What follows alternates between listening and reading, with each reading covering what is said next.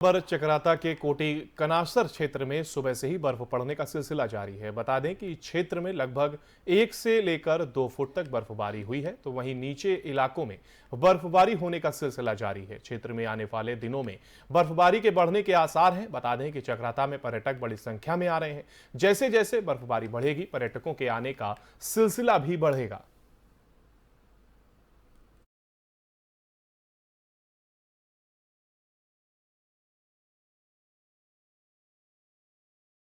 उत्तरकाशी में निचले इलाकों में जबरदस्त बारिश और मौसम विभाग का अनुमान सच साबित हुआ है। उत्तरकाशी में मौसम विभाग का यह अनुमान बिल्कुल सटीक साबित हुआ। निचले इलाकों में जबरदस्त बारिश हो भी रही है, तो वहीं ऊंचाई वाले इलाकों में मां गंगे का मायका मुखवा और हर्षिल वैली में जमकर बर्फबारी हो रही है। इन क्षेत्रों में भारी बर्फबारी हुई है और आने वाले दिनों में बर्फबारी बढ़ सकती है। बर्फबारी बढ़ने से यहां पर्यटक भी बड़ी संख्या में आ रहे हैं और हर्सिल वैली में ये भारी बर्फबारी हुई है, जिसके बाद से पर्यटक भी इस ओर रुख कर रहे हैं और पुलिस भी और प्रशासन भी इस पर मुस्तैद हो गया है कि किसी तरीके की जो लोग यहां पर सैलानी आएंगे उनको किसी भी प्रकार की किसी दिक्कत का सामना ना करना पड़े।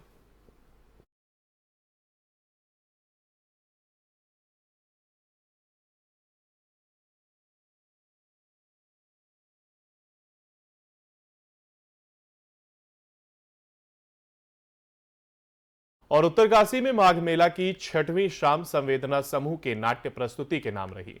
जनपद के नाट्य दल संवेदना समूह की ओर से माघ मेले में गंगा अवतरण सहित उत्तरकाशी के दो भाई नरू बिजू सहित नरू बिजोरा की प्रेम गाथा पर आधारित नाटक का सफल मंचन किया गया।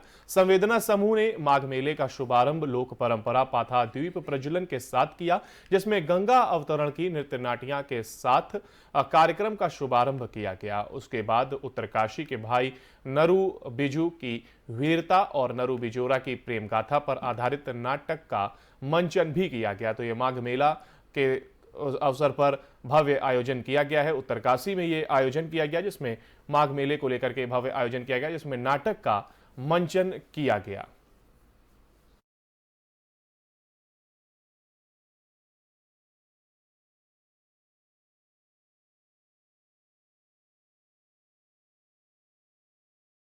और अगली खबर मसूरी से है, जहां पर ट्रेडर्स एंड वेलफेयर एसोसिएशन द्वारा प्रदेश के मुख्यमंत्री, पर्यटन मंत्री और मुख्य सचिव को एसडीएम मसूरी के माध्यम से ज्ञापन भेजा गया। उत्तराखंड टूरिज्म डेवलपमेंट बोर्ड द्वारा जॉर्ज एवरेस्ट हाउस और उसके आसपास की जगह को संचालन किए जाने को लेकर की गई टेंडर प्रक्रिया पर सवाल उठाया गया। सवाल उठाते हुए कहा गया कि टेंडर प्रक्रिया को लेकर पारदर्शिता नहीं अपनाई गई है। टेंडर प्रक्रिया के में मूल रूप से सिर्फ साहसिक खेल और एरो स्पोर्ट्स के संचालक ही भाग लेने की बात कही गई है, जबकि विश्व प्रसिद्ध जॉर्ज एवरेस्ट साइट पर म्यूजियम, रेस्टोरेंट, कैफे, गार्डन, पर्यटक निवास हट, पार्किंग जैसी सुविधाएं कोई साहसिक खेल और एरो स्पोर्ट्स का संचालन नहीं कर सकता है। टेंडर में कहीं पर भी पर्यटकों की सुविधा जैसे विश्राम गृह, शौचालय, बेंच, कुर्सी, हवाघर, व्हीलचेयर, इसकी सुविधा वहां पर नहीं है और इसी को लेकर के मंसूरी में टेंडर प्रक्रिया पर ये सवाल उठाए गए हैं। टेंडर प्रक्रिया पर यह सवाल उठा है और अधिकारियों पर भ्रष्टाचार के आरोप लगाए गए हैं। ठेकेदार को लाभ पहुंचाने का ये आरोप लगाया गया। आपका कहना ठीक है। जो जॉर्ज एवरेस्ट में जो अभी एक टेंडर हुआ है, उसमें देखा गया है कि कई तरीके की अनियमितताएं देखी गई है, जिसका Mussoorie traders and welfare association द्वारा पुरजोर विरोध करा जाता है। और टेंडर में कई तरह की अनियमितताएं ये देखी गई है कि उसमें ऐसा लगता है कि किसी व्यक्ति विशेष को फ़ायदा पहुंचाने के लिए ये टेंडर भरा गया है। टेंडर में जो शर्तें लिखी गई है उसको इतना ज़्यादा जटिल कर दिया गया है कि जिसमें आम आदमी या कोई और प्रतिस्पर्धा करना चाहे तो वो प्रतिस्पर्धा नहीं कर सकता है। साथ ही साथ यहाँ देखा जा रहा है कि वहाँ पे जो है पार्किंग के नाम पे जो टेंडर हुआ है उसमें एरोडायनेमिक्स का अनुभव या एडवेंचर स्पोर्ट्स के अनुभव की शर्त रखी गई है।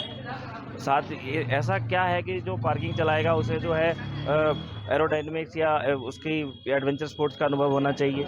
जो फूल पौधे वगैरह इनका केयर टेकिंग करेगा उसको जो है इस तरह के अनुभव की कोई ज़रूरत नहीं है। साथ ही साथ एक चीज़ और देखी जा रही है, जितने भी लोग वहाँ पे जा रहे हैं उनसे एंट्री फीस ली जा रही है।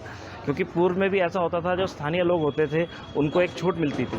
तो हमारा ये भी कहना है कि जो स्थानीय लोग जितने भी हैं उनको वहाँ पे जाने के लिए कोई एंट्री फीस ना लगे, और साथ ही साथ ये भी देखा गया है कि जानबूझ के वो ऐसे विज्ञापन ऐसी जगह प्रकाशित किया गया जिसकी कोई सर्कुलेशन नहीं है और कहीं दिखाया नहीं गया है। तो इससे साफ साफ दिखता है कि इसमें बहुत बड़ा एक भ्रष्टाचार को अंजाम दिया गया है, जिसका जो है हम पुरजोर विरोध करते हैं। और हम ये कहते हैं कि जो भी टेंडर हो पारदर्शी प्रतिक्रिया से हो, और इसको तुरंत निरस्त करके टेंडर दोबारा हो और पारदर्शिता से हो, और उसमें सभी लोगों को भाग लेने का मौका दिया जाए। तो क्या इसके लिए आगे कोई रणनीति बनाई जा रही है अगर आपकी मांग पूरी नहीं करते? बिल्कुल, देखिए, जब वैसे भी देखिए, जब कोई अधिकारी या कोई सरकारें किसी की नहीं सुनती है तो हमेशा देखा जाता है कि जन आंदोलन का रूप लिया जाता है। यदि सरकार और अधिकारी हमारी बात को नहीं सुनेंगे तो हम पहले वहाँ जॉर्ज एवरेस्ट में जाके धरना देंगे, और फिर भी नहीं सुनेंगे तो उसको जन आंदोलन देने का एक रूप दिया जाएगा। आपका और चमोली जनपद में ग्राम पंचायत विकास अधिकारी 3 दिनों से कार्य बहिष्कार पर हैं, जिस कारण लोगों को परेशानी का सामना करना पड़ रहा है।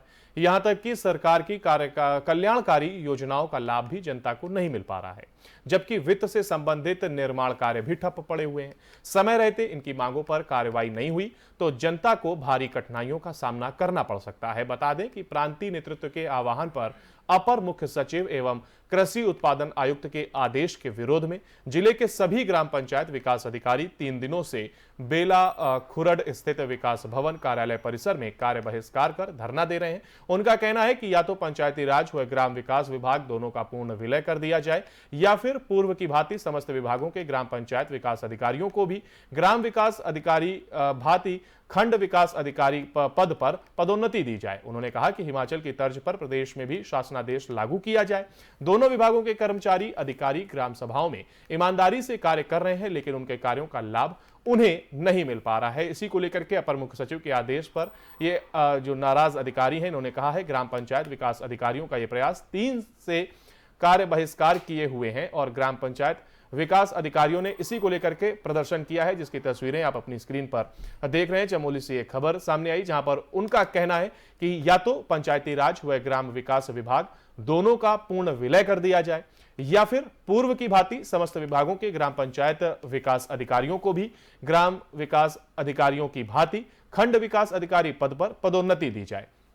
उन्होंने आगे कहा कि हिमाचल की तर्ज पर प्रदेश में भी शासनादेश लागू किया जाए। दोनों विभागों के कर्मचारी अधिकारी ग्राम सभाओं में ईमानदारी से कार्य कर रहे हैं, लेकिन उनके कार्यों का लाभ उन्हें नहीं मिल पा रहा है।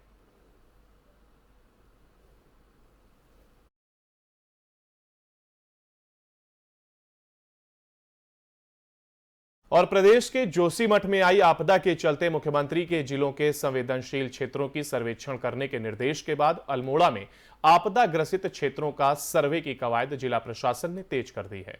तो वहीं अल्मोड़ा शहर एवं ग्रामीण इलाकों में ड्रेनेज सिस्टम को दुरुस्त कराने के लिए कार्य योजना को अमल में लाने की प्रक्रिया प्रारंभ कर दी गई है।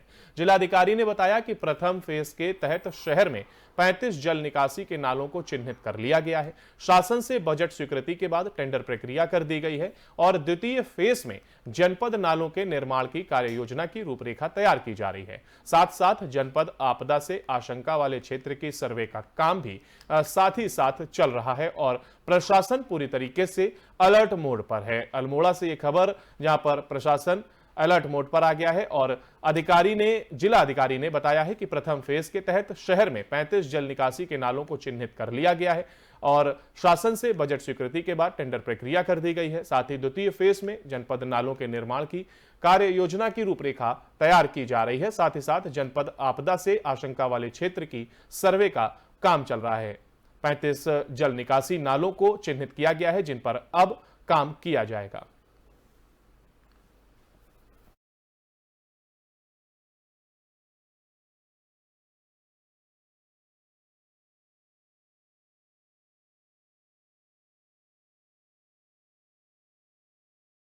और इसी के साथ उत्तराखंड से जुड़ी खबरों में फिलहाल के लिए इतना ही। बाकी की तमाम अपडेट के लिए आप बने रहिए FM न्यूज के साथ। नमस्कार।